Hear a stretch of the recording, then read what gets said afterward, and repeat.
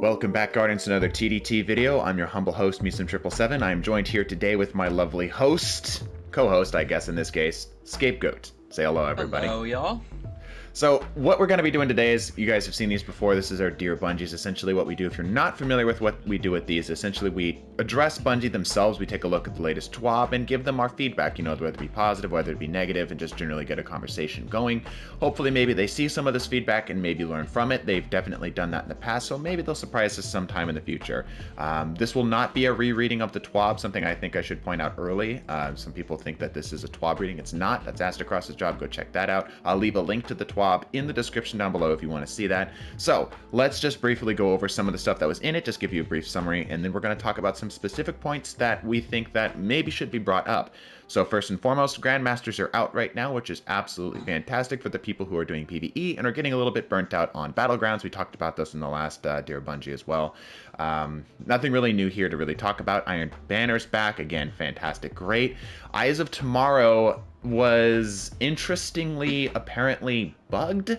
Apparently, from what I'm able to gather from reading this, it's supposed to not deal as much damage as we're expecting it to raid bosses, to like big bosses, but to the smaller stuff like champions and such, it wasn't dealing the appropriate amount of damage, which is interesting. I'm always more of the type that exotics should be a little bit more powerful and they should feel strong and they should be able to compete in the meta. I don't know, you PvE people who actually have gotten your hands on the Eyes of Tomorrow, let me know what you think on that, because I always am generally leaning more towards the make the exotic heavies feel strong, which it seems like they're intentionally pulling back on this, saying that no, raid damage was intentional, mini boss damage, however, yeah, we'll bring that up. Speaking of trying to get your hands on the Eyes of Tomorrow, apparently there was an issue with bad luck protection to where it was counting it per character, not necessarily per account.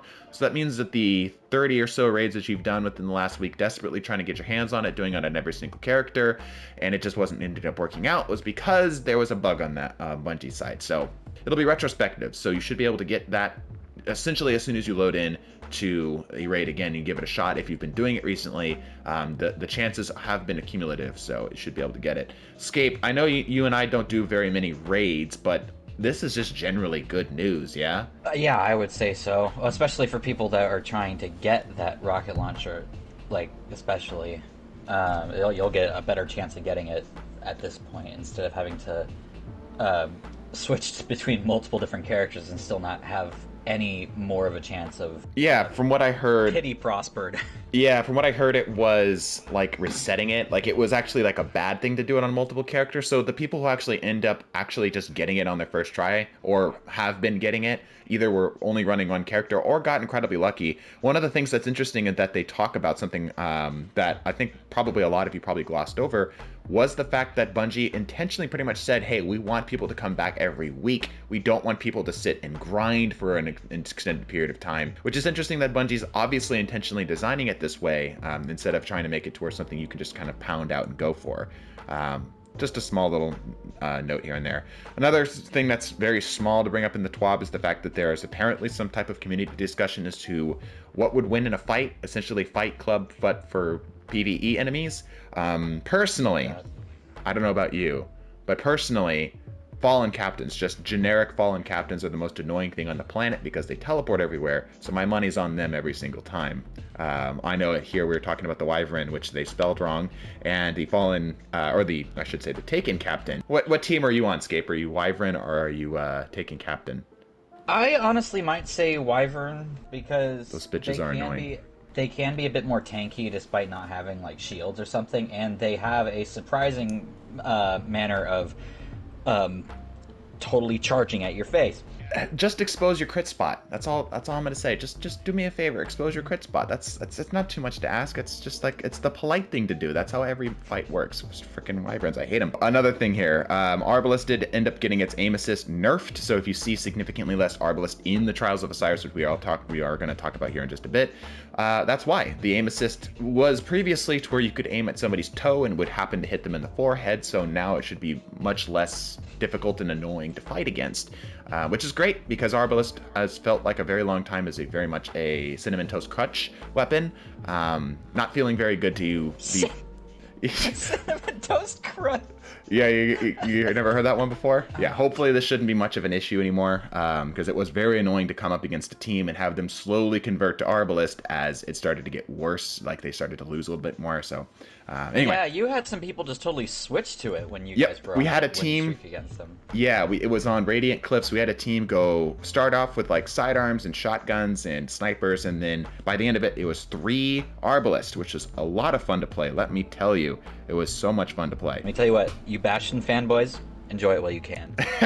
We're coming for you. A lot of people consider. I'm actually curious. Drop in the comments, do you think Bastion deserves a nerf, or do you think it's in a good spot? I've heard arguments both directions. I lean more towards the side that Bastion deserves a bit of a nerf because of how much damage it can spit out and how easy it is to make that damage essentially say no to anything that's around a corner. You can start winding up and start to shoot as you walk around the corner, and if even just one burst hits a Guardian, they're pretty much toast outside of them being at longer ranges. But I've also heard some people say that fusion rifles don't get as much love in PvP, so having one exotic fusion that's really hard to deal with is fine. It's one of those weapons that, again, you'll see it come out when it's at higher level Trials of Play, Trials of Osiris play, which makes me think that even though I don't use it that much myself, I have used it, of course, that there's obviously something about it, right? There's something about it that makes it very difficult to deal with that people obviously are aware of, and they're willing to switch to when, it gets sweaty. One thing that we've mentioned here a few times in passing is, of course, Trials. It's back. For how long? I don't know. Hopefully it was properly cooked this time. They've been doing their best to try to hammer out any bugs and issues that have been popping up. Win trading apparently got worse when the latest patch hit, which I find beautifully hilarious. Like, that's just irony right there. They're like, okay, guys, we fixed it this time. It's good. And then within the first few hours of Trials being out, they're like, wait. We take it back. Take back C's. And they immediately doubled and turned around and yeah. So hopefully it's out for longer. So I guess we'll just have to see how that ends up going. But It's the equivalent of patching up a hole in the wall, not seeing the wide open front door next to you. yeah, Bungie, we give Bungie a hard time, but game dev is difficult, right? It's not something that's easy. We tend to kind of be a bit more critical because we don't know what the work that goes into it. Having done bit of game dev myself, I know that it can be really disheartening and frustrating to have something like you just described. It's like, okay, we patched this, great, and there's just like this really big glaring bug that you didn't catch while you're in, testing. I exaggerate. Yeah, I know. I just know that that's a common sentiment that you'll see among a lot of people, and I want to just remind people that it's not as easy as you might think it is. But anyway, let's roll on with some other stuff here. Obviously, this was a very light TWAB, but however, we do have some other stuff we want to talk about, stuff that Bungie has yet to really address, and this would have been a great TWAB to do it because it was a light TWAB, and they didn't do it. Number 1, Crucible maps. When? We have yet to see a new Crucible map come in since Beyond Light. Please. In fact, we've lost Crucible maps since Beyond Light has come out. So when are we going to get a new Crucible map, Bungie? Please. It'd be very, very appreciated. Secondly, speaking of Crucible things, when are we going to get a new Crucible mode? Please? Just Rift? Show of hands in the comments if you would like Rift to come back. I know I certainly would. There's so many things they could just port over from D1. Yeah, right? Like, Sparrow Racing, we talked about that in other videos, right? Oh, yes. I have a big guilty pleasure for racing games as long as they're interesting, and Sparrow Racing was one of those things that was a very refreshing thing to happen in Destiny, and that could easily... I mean, I know that they have a new engine. I don't know if there's any issues with porting things over because of this new engine, if you want to call it that. That could be the case. The scripting host, yeah. The scripting host, probably, but it wouldn't be that much work to port it back over unless they're really looking at another. I would love to see it come around the Guardian games. I would love to see that be the Guardian games thing, because I think that would be a great way to revitalize it, be the new flashy thing that comes out, and people are like, wow, I haven't played Sparrow Racing since forever. Yeah, let's do some frickin' Sparrow Racing to beat the behemoth Titan who's constantly sliding and shotgunning me. I'm not salty. Speaking of Guardian games, I saw some stuff. You may pile drive me into oblivion, but I'll beat you at a race. Yeah, take that. Speaking of Guardian games, I saw something come through the grapevine that it looks like. I'll see if I can find the picture I found. Obviously, leaks, you can never take them too seriously, right? So take it with a grain of salt. But looks like maybe we might have a Hunter v Titan v Warlock Strike playlist where you only queue up with those specific characters, like those specific classes. Like I said, I'll throw it up on screen if I can find it. It was a while ago somebody threw out in my Discord, but that would be interesting. I would love to see it taken more in that direction. A little bit cleaner of an engage for what guarding games is meant to be, rather than it just being like, oh, hey, you did the thing, and now that means that you get more accolades from the Bungie gods. Congrats. So we'll have to see. One thing that we didn't mention when we were talking about Trials is the fact that Stasis is going to be nerfed by the time it comes back, presumably. I think it'll be come around the same patch, right? Yeah, it'll be the same patch, so 3.1.1. I might end up eating my words on that, but let's just assume that I'm right in this case. Stasis is going to get nerfed around the same time the Trials is coming back, which I think is great, because a lot of higher-end PvP players are getting really freaking sick of Stasis, myself included, and I'm sure Scapegoat over here is also in that same boat of just, you know, the general just, we're done with Stasis, right? It's had its fun, it's time to put it away, right? Yeah, I'm freezing my ass off as it is in real life. I don't need to do that in the game as well. But something that was brought up to me that was really funny is around the time that Stasis gets nerfed is when it turns to spring. Oh, the beautiful irony. Beautiful coincidence. Yeah, the beautiful coincidental irony. So we'll see.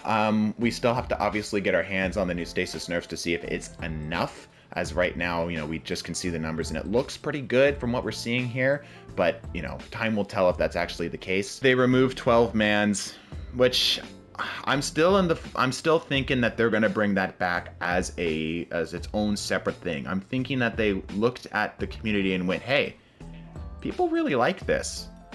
You know, thonk emoji. May I tickle your brain a little bit, Misum? Oh, yes, please. People already think of private matches, and MP edits that when you interviewed him even brought this up, that there were other games like Halo that really, really did well with its custom games, and you would want that more in a PvP aspect. So what about customizable PvE events? They wouldn't count towards any completion, so you can't just like cheese it through that. But imagine going into a strike, you can customize what kinds of enemies spawn, you can customize how strong they are, you can customize even how many people could join into the strike. That would be interesting. I could totally see that. And even possibly post it in community hub for other people to try your strike out. Yeah, I like that idea. I wonder if there would be any like really game-breaking things that we'd be able to do with it, but I think that'd be okay. What you're essentially suggesting is private matches, but for strikes, which yes, and they wouldn't count for any. They wouldn't count for any like quest completion or anything. And I understand I'm kind of sounding like I just want to make a super Destiny maker, but. Doesn't it sound cool though? No, you're right. That does sound like a cool idea. I'm on board. I'm actually on board because it's one of the 3 core playlists, right? And it's the only playlist that we don't have a private match setting for. And it'd be a great way to test stuff too. Like if you wanted to be like, hey, I wonder how much damage this weapon deals with Void Burn or whatever, right? So you could take it in there and just mess around a bit. I like the idea, honestly. I mean, I think it'd have to be higher level, where it's not like Super Mario Maker, where you can place every individual enemy, but more like, you know, how many enemies, like on a scale of maybe like 1 to 5, you know. Yeah. Obviously you can adjust the modifiers and such, but yeah, I'm on board.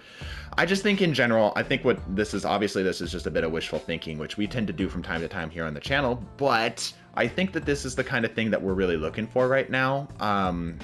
I think this is just sitting on top of the general sort of pseudo dissatisfaction that came out of Beyond Light. Like people were like, cool Stasis stuff, cool, you know, Europa, and then it was like, okay, now what? So we'll have to see. We've got Joe Blackburn, you know, sitting in the game director position now, so hopefully we can see some more transparent changes coming through, which we talked about in the last TWAB, but we'll have to see. Let us know your thoughts down below as to what you think of this TWAB. Obviously it's a bit of a lighter one. If you have any ideas that you think should be added to the game, because that's kind of what we mentioned here, let us know. Scape, do you have any closing thoughts? Not really too much aside from what we've already explained, but I can say off the top of my head with certainty that we are in a place where any and all of our positive thinking is coming from the fact that we can see hope from what the devs are doing with Destiny right now. Agreed. Yeah, but that'll go ahead and wrap us up here. Subscribe if you're new to the channel. If you like this kind of stuff, let us know. Like, comment, all that other YouTube BS. Bless your faces, and deuces. See you!